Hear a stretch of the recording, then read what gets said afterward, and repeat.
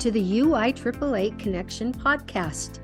GoFan and VNN are proud to be the exclusive sponsor of the UIAAA Connection.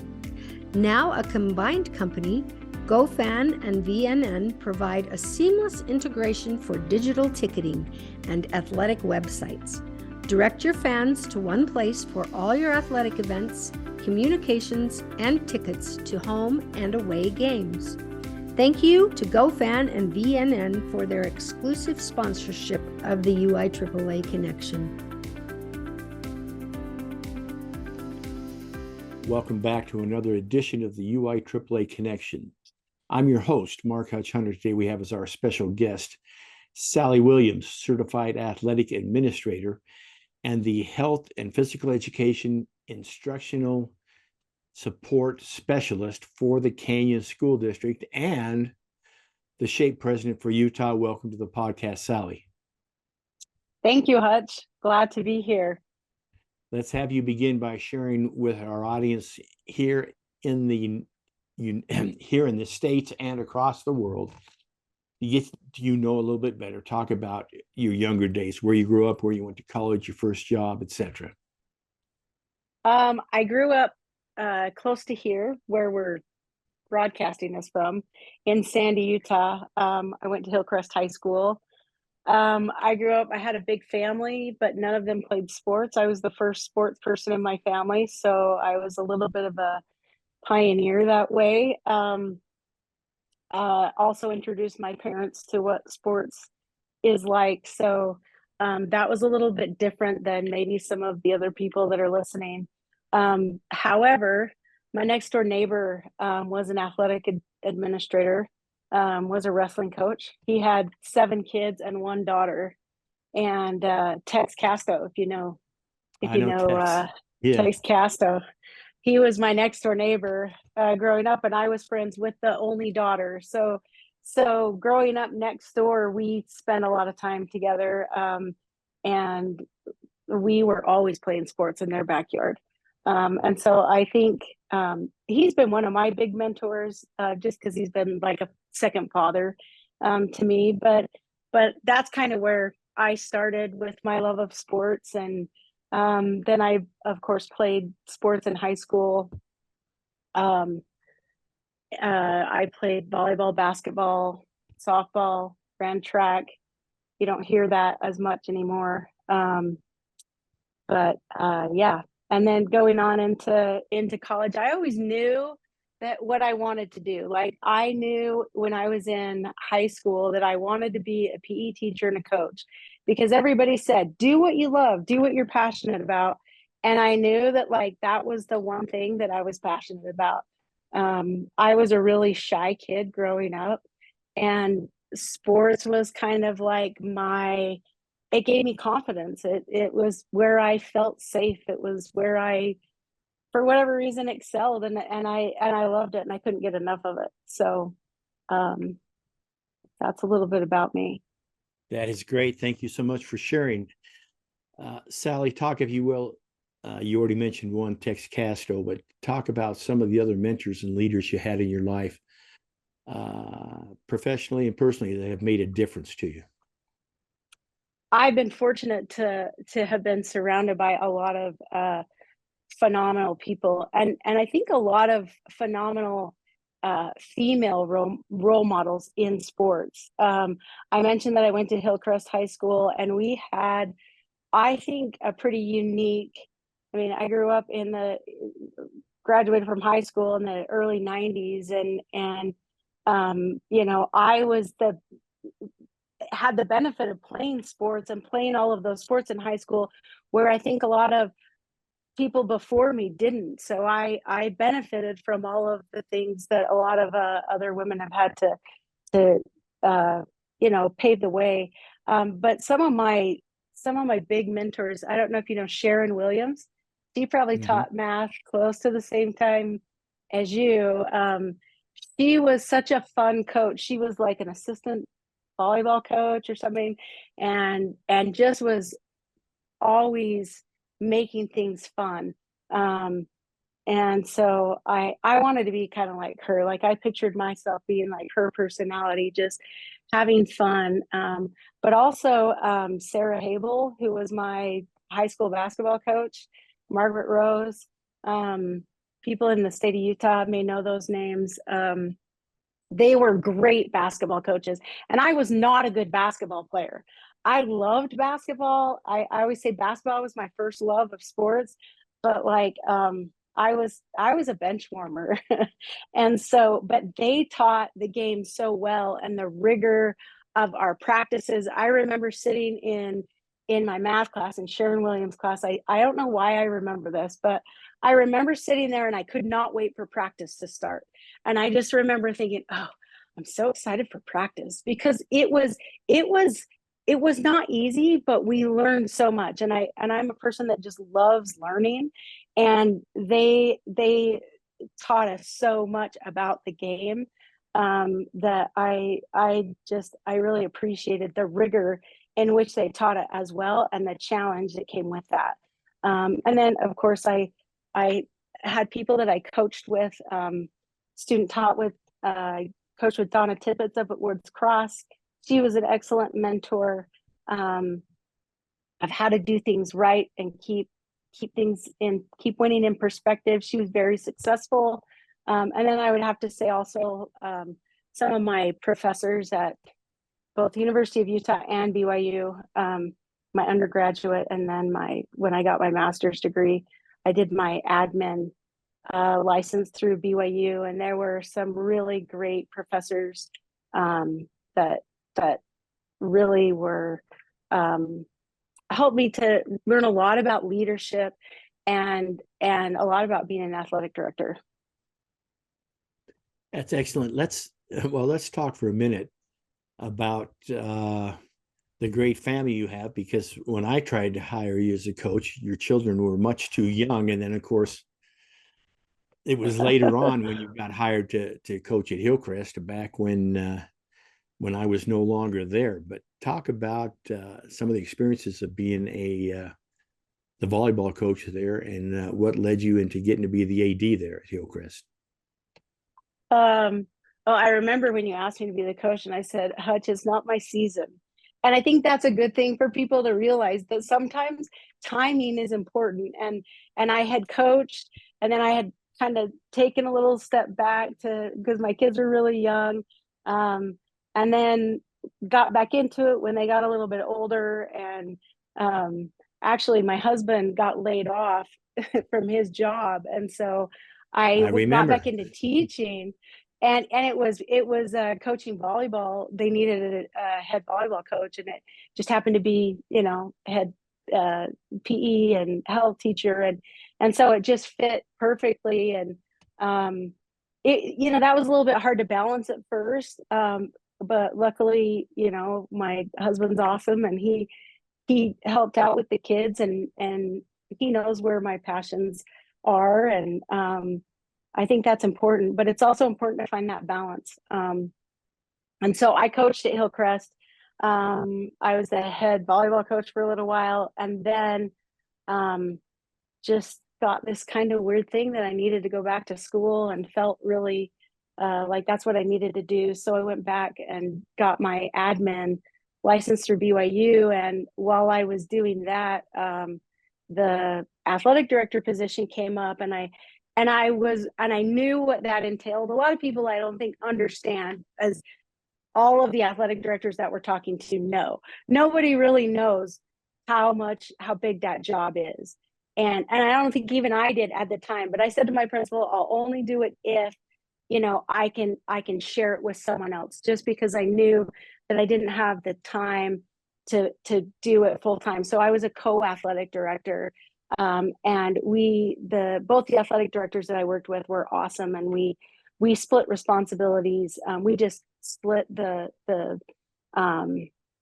sports in half, and not male and female, but just we each took some of them, and that was a great way for me to have some balance, and it worked out really well. And then I moved over to the district office, and one of the things, again, my daughter was playing club volleyball, and my husband was really involved in some church things and also in his work, and we just couldn't figure out how to get her to and from club practices with me being the AD and things.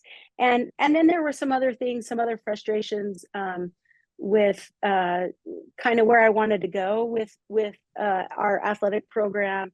And I don't think our school was really ready to make some of the changes that I wanted to. And so it just worked out to be a good time to step down. As soon as I did, then I had a whole bunch of my friends call me and say, hey, there's this job at the district office. You should come work at the district office. And I said, no.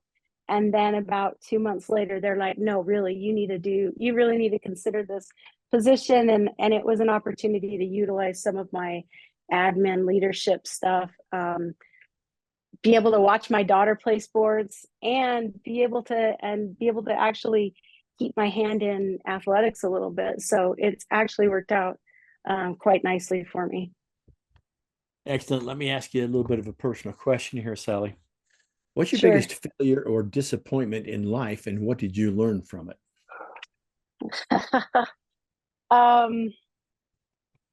Man, there's a lot of things, but I think one of the things that I learned and that I continue to learn is not to do too much too fast.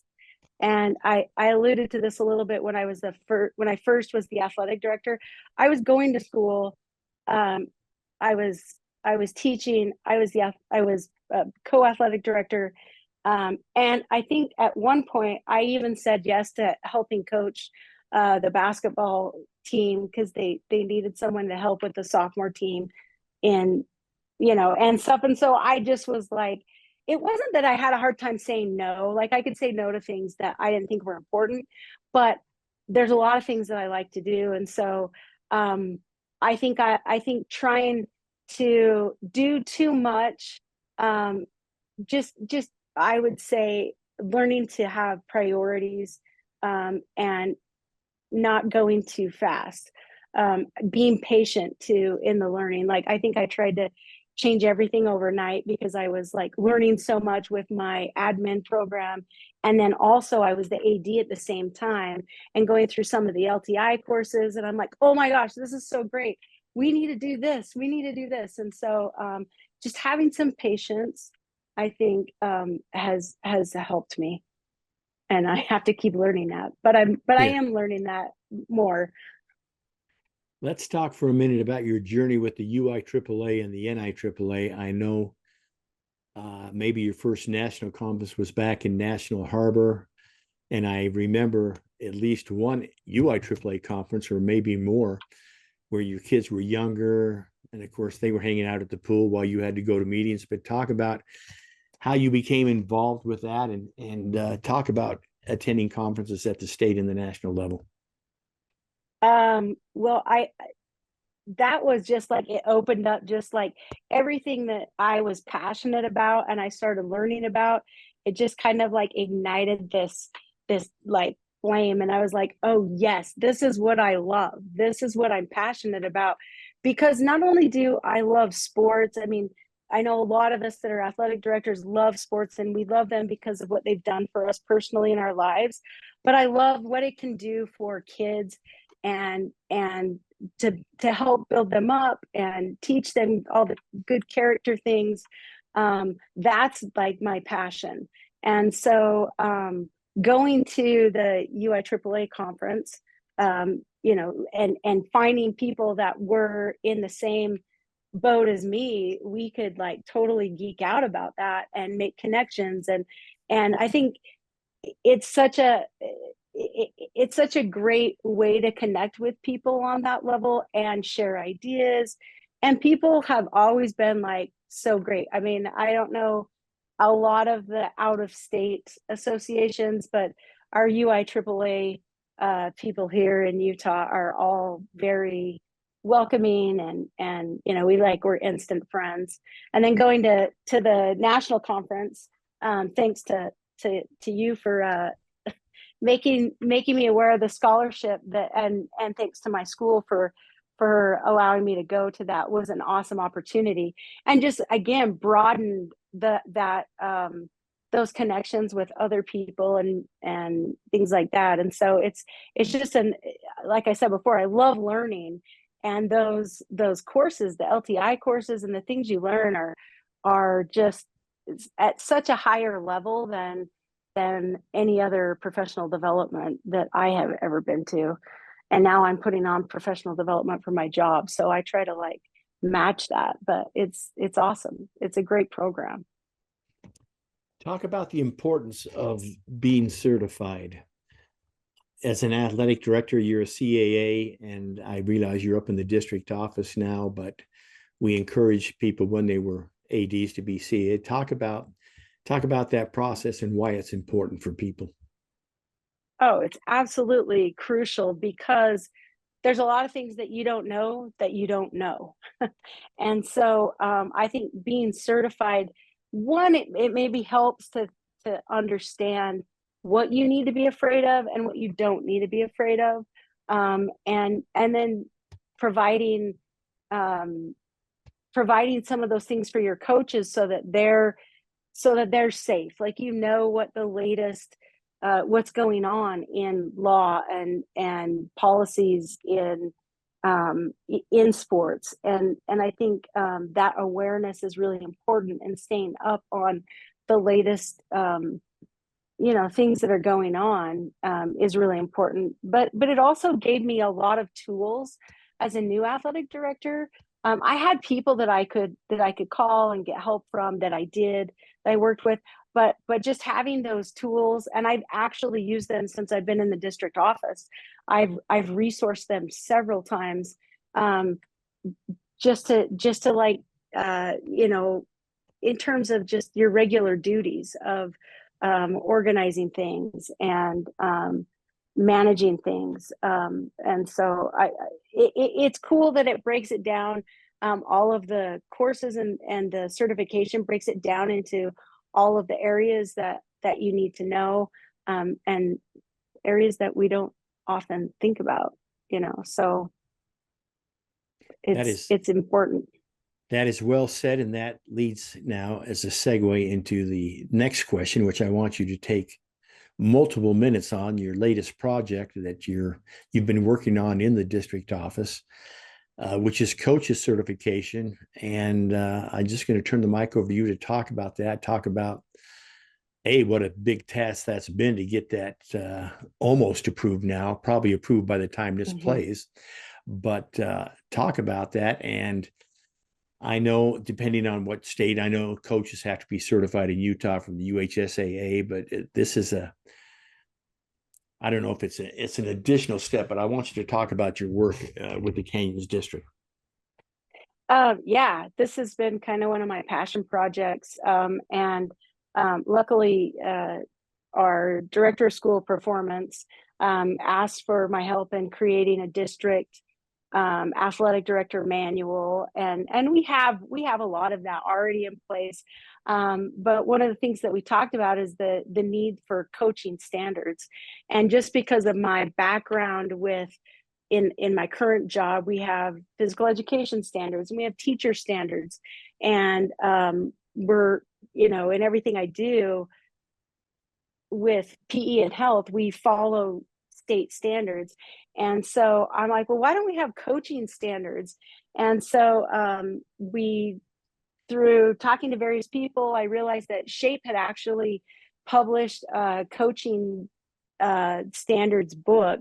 And one of the things that I've done is we have a collaboration meeting every month with our athletic directors. And so I had them, we would discuss a chapter of that book throughout this last year. And so then what we did is we took I think there's like 42 standards in this book. And this book it's published by SHAPE, but it's also, they got their resources from the NIAAA, from several of the, like even the international sports organizations. There's like 10 organizations that they worked with and collaborated with to come up with these 42 like coaching standards. And so what I did is I took, and they left them kind of broad so that districts can do what I did, to make them more specific for their district. So I took like our strategic plan for our district and a couple of other resources that our school performance person has given me, and we just packed them all into all the responsibilities, all the things that coaches need to know to be a good coach. And so then they ended up being really big, and then I cut them all down into a one-pager so that they would be digestible for administrators and coaches and be very usable, and then they can reference them into the bigger form. But basically what we're going to do with them once this is all approved is have a self-reflection form for coaches. So the coaches will read through those I think there's 30 standards. We boiled it down to 30, and they'll go through and just say, I feel like I'm, emerging or proficient, or I need more help with this one. They'll go through kind of a self-reflection of the standards, and then they set a goal for they would fill this out in their preseason survey, and they would set a goal, and then they'll follow up on how they met that goal at the end of the season in their meeting with the athletic director. And so that's kind of how we're planning on implementing them. But another really important piece to these is that they also align with they align with our PE standards. And so one of the things that in working with our Terry Davis, who is she's the Utah State Board of Education person over PE. She is worried about how we're offering PE credit through sports. And so in the past, we've just given our 9th grade PE credit to anybody that's on a sports team. But when we're having people call and say, well, my son or daughter plays this club sport, or or they're on this team or whatever, can this count for PE credit? And so we want to be able to balance that education and athletics. And so we want to make sure that we're also following what we're telling other people, that they need to follow these standards, that we're doing that on the same end in our schools. So that's where I think education-based athletics really fits. And I know that a lot of people on your podcast before have mentioned the growing, how club sports is really growing and almost like taking over. And there's a big difference between club sports and high school sports. And I think we need to, that's why we love high school sports, is because they're not club. It's not all about winning. It is about education-based athletics.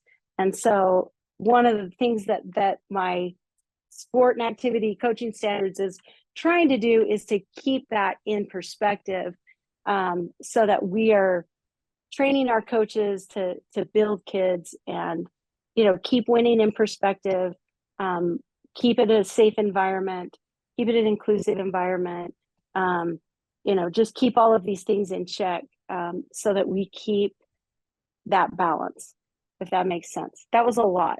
I was trying to keep it into a smaller thing, but. Allow me this follow-up, because you said something that at least was never a problem when I was an active AD. And of course, that's been 11 years ago since I've been one. But so you have parents now that are calling and want school credit when their kid is in a club sport, which does not take place during school. So what is your opinion about that, and what does the Canyons district stand on that? Because that's an issue that I never had to deal with. Well, that's not something that we do, because there are specific standards for physical education, and they need to be taught by a certified instructor. And then, right, people will say, well, not all coaches are certified PE teachers, but if they're following these certain standards, then then they're allowed to get that credit because they're following our PE standards, and they've been trained in our trainings to follow those standards. I think it happens more at the state level than maybe the district level. I know that, like Terry's told me, she gets those phone calls all the time because a lot of times people will call the state office and ask them because sometimes it's under their purview. So yeah, but there's more to PE than just exercising. I mean, and that's kind of what it comes down to. Yeah, that just fascinates me. That's just one more issue. If I was still an active AD, that I would have to deal with parents, but it amazes me that they are seriously asking that, because yeah, I understand it's the same sport possibly that's being taught at the high school, but it's not in any way, shape, or form part of the high school and part of interscholastic athletics. So I like your answer, and I think that I think it's just fascinating how we keep adding to that list of items for an active AD. Do you miss being an AD? Oh, there's parts of it that I miss for sure. You know, there's something about being at your own school and having your own group of coaches to motivate and mentor. It's a different thing being at the district level than at a school level. The thing that I've realized is that you can have a greater sphere of influence, so I get to work with all five. We have 5 high schools in our district, so I get to work with the 5 ADs in our district, and we do things at a district level that affect all 5 high schools. So like these coaching standards that we're doing will affect all 5 high schools. And so in that way, it's fun, but there's definitely, I miss the interaction with kids, so it's give and take. Right. Yeah, because there is no kids at the district office. Make no mistake about that. No, I'm going to have to get back into coaching as soon as my daughter graduates, for sure. And your daughter, who I know very well, is a junior now, going to be a junior? Yeah, she's going to be a junior, yeah. She's going to be, and so is it kind of a obvious, is it going to be obviously easier for you to not at the district office to attend her games and to see her play than it would have been were you still a high school AD? Oh yeah, absolutely. And she plays club, so she plays all year round. So we travel a lot too, and just that it allows me to do that. And so I feel really lucky to be in the position I am and to still have my hands in this a little bit, but still be able to travel with her and watch her play. That's as a parent who loves sports, that's like the next best thing. Sure. So does she still go by the Baconator?